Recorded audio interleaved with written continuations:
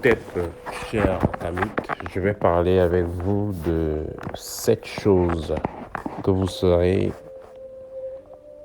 censé faire quand vous allez adhérer à une loge spécifique. Parce que certains gens pensent que tout ce qu'on dit là, c'est la blague. Entrer dans une loge spécifique, vous avez signé un pacte quand vous entrez et vous n'êtes pas conscient de ça. Parce que quand vous rentrez dans une loge, on vous fait généralement signer un papier. Si c'est une loge occidentale, bien sûr, vous allez signer le papier. Mais si c'est une loge ou une confrérie traditionnelle d'ailleurs, vous pouvez ne signer aucun papier, juste de façon vocale. Vous parlez juste et puis voilà. Mais c'est dans l'astral dans tous les cas que vous allez vous retrouver de signer les papiers, même si vous êtes dans une loge du village. Alors, donc voilà donc quelques pratiques que vous serez censé faire. Et je rappelle que dans la plupart de ces loges ou mouvements philosophiques, on vous parle toujours des libertés, la liberté, l'égalité, la plus grande liberté, tout ça. Il faut noter que cette liberté-là, elle est utopique. Voilà. Dans le sens où vous faites les choses et vous dites que vous êtes libre. Mais dans un autre sens également, vous êtes libre. Parce que personne ne vous envoie d'entrer dans ces choses-là. C'est vous-même qui allez entrer dans ces choses-là. Mais quand vous êtes à l'intérieur, on parle aussi de liberté, mais voilà, vous n'êtes pas libre. Mais vous pouvez être libre. Alors, la première des choses, c'est quoi? C'est que vous mettez votre âme en gage quand vous entrez dans ces choses-là. Vous mettez votre étoile en gage, vous mettez votre destinée en gage. Parce que quand vous remplissez une demande, vous avez signé. Les questions qu'on vous pose sont très techniques. Est-ce que vous acceptez le fonctionnement de l'ordre? Est-ce que vous ferez de tout votre mieux pour servir l'ordre? Est-ce que vous mettrez toujours l'ordre en priorité? Donc il y a des questions pièges. Il faut noter que quand chacun vient sur Terre avec des guides, entouré de ses ancêtres, avec ses anges gardiens. On ne vient pas seul. Il y a toujours des êtres qui sont là pour nous accompagner. Et dans des loges ou confréries, il y a également des esprits qui sont là. Et quand vous entrez, on vous attribue donc un ou plusieurs esprits. Ces esprits-là, vous les avez validés, vous les avez acceptés en signant la demande d'affiliation. Ce qui fait que votre étoile ne vous appartient plus, votre vie ne vous appartient plus. Et en plus, vous allez prêter serment physiquement. Vous allez prendre des engagements physiquement. Donc, quand vous le faites, vos ancêtres sont là, vos guides sont là, ils pleurent, ils disent, mais où part ce petit, où part cette petite, qu'est-ce qu'il lui est en train de faire? Donc, vous mettez donc en gel tous ces êtres-là qui sont là pour vous accompagner. Quand vous signez une demande, quand vous remplissez un document autant pour moi, dans une loge mystique et spécifique.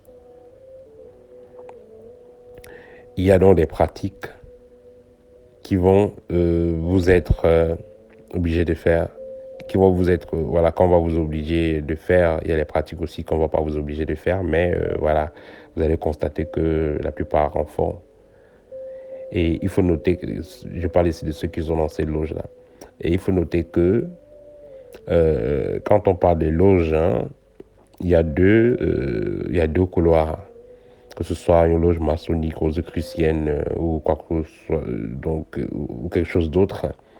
Il y a deux couloirs. Il y a les premiers couloirs, on va dire si ce sera des moutons. Donc ceux-là vont, ils vont juste voir en ligne là, ils ont vu les trucs, ils ont rempli. Ils partent sur les initiations. Voilà, ils vont sur l'initiation en ligne, ils vont aller dans la loge, ils vont méditer, ils vont faire. Voilà, ces personnes-là n'auront aucun changement. Ils n'auront aucun changement positif. Ils vont tourner en rond. Ils peuvent rester pendant des mois ou des années et vont croire qu'ils sont dans la lumière, mais ils n'auront aucun changement positif. Vous avez posé la question, mais tel footballeur est dans la même loge, tel musicien est dans la même loge, tel ministre est dans la même loge. Mais pourquoi le ministre, il est bien? Il est entré, il brille. Pourquoi le footballeur, là, il est bien? Il est entré, mais sa vie, ça donne. Telle personne était dans la loge à telle époque, bon, ils ont fait de la mathématique, ils ont fait de la physique. C'est parce qu'il avait la connaissance de la loge. C'est pourquoi il était si imposant. Mais vous êtes entré dans la loge, ça fait 5 mois, 6 mois, 1 an, 2 ans, 3 ans. Vous voyez même des personnes aussi qui sont entrées dans la loge et ne font que descendre. Un monsieur est entré dans la loge, il avait une voiture, au moins il avait un boulot. Mais depuis qu'il est entré, depuis 6 mois, il a même perdu son boulot, il a même perdu sa voiture. Donc, quand il perdait quelque chose, on l'absorbait. Vous allez vous poser la question. Donc, ce type de personnes-là, c'est ceux qui entrent dans le premier couloir, donc comme des moutons. Et il y a maintenant ceux qui entrent dans le deuxième couloir. Là, c'est les loups. Ceux-là, ils ont été parrainés par quelqu'un qui connaît les vrais codes de la chose, qui connaît les vrais secrets de la chose. Et celui-là va donc avoir donc accès rapide à certaines connaissances, à certaines pratiques. Et par conséquent, aura donc accès à certains postes de façon directe. Vous allez voir dans certains logements, on vous dit que non, ici on ne pratique pas les pratiques homosexuelles, ici on ne boit pas le sang, ici on ne fait pas ci, on ne fait pas ça. Mais en réalité, ils font tout là-bas, tout ce que vous pouvez imaginer. Celui-là, il est entré dans le deuxième couloir, le couloir des loups. Et celui-là, puisqu'il a donc le cœur, entre guillemets, de faire certaines pratiques qui sont lui demandées, lui également, il pourra avoir aussi la position, c'est une position sociale directe. Du jour au lendemain, il est nommé directeur ou quoi que ce soit, parce que justement, il a confirmé sa place. Ça, c'est comme ça que fonctionnent les choses dans certains pays africains. Mais nous sommes la nouvelle génération et nous ferons que ça change. Nous allons faire que ça change. Alors, donc, ceux qui sont dans certains loges fétiques et ces fétiques vont se retrouver donc à un moment donné en train de coucher avec leurs propres enfants, que ce soit de façon physique, que ce soit de façon astrale. Ils le feront pourquoi? Parce que justement, dans leurs choses où ils sont allés, ils se sont fait tellement absorber eux-mêmes par des pratiques fétiques. Et ils vont maintenant se retourner vers leurs propres enfants pour se revitaliser. Soit disant que, voilà, puisque si on veut greffer un membre dans votre corps, il sera mieux de greffer avec le membre de quelqu'un qui a le même sang que vous. Donc, cette énergie sera plus importante et plus utile à ces personnes-là. Donc, ils vont se retrouver en train de vampiriser leurs propres enfants, en couchant avec leurs propres enfants. Et le problème aussi, c'est que là, ça va perturber l'étoile de leurs propres enfants. Et perturber la vie de certains de façon directe, créer des traumatismes et autres. Ensuite, cette personne-là, dans certains cas, couche avec leurs propres parents.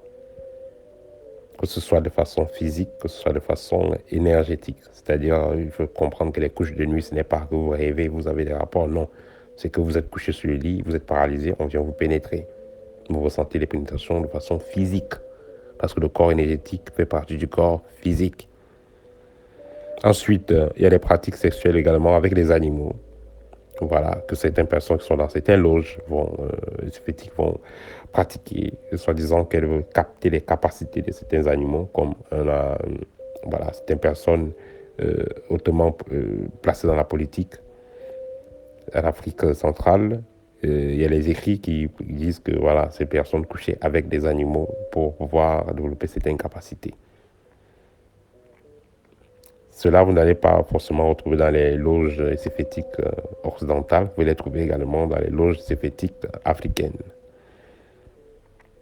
Donc, que ce soit coucher avec les animaux, que ce soit ceux qui font la métampsychose, changer leur corps en corps animal et tout ça. Voilà. Ensuite, on va retrouver certaines personnes qui vont coucher avec des cadavres ou avec des fous, des personnes folles, Voilà, toujours soi-disant pour absorber, disons, pour se connecter à des mondes, voir des choses, développer certaines capacités ou les droits d'entrée, et voilà.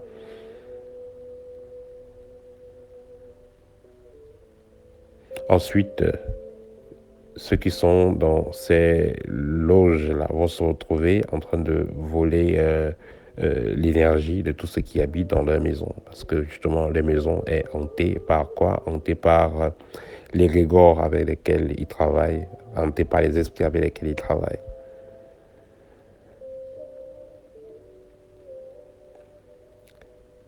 Ensuite, ces personnes feront des dons d'organes, c'est-à-dire que ce soit leurs propres organes ou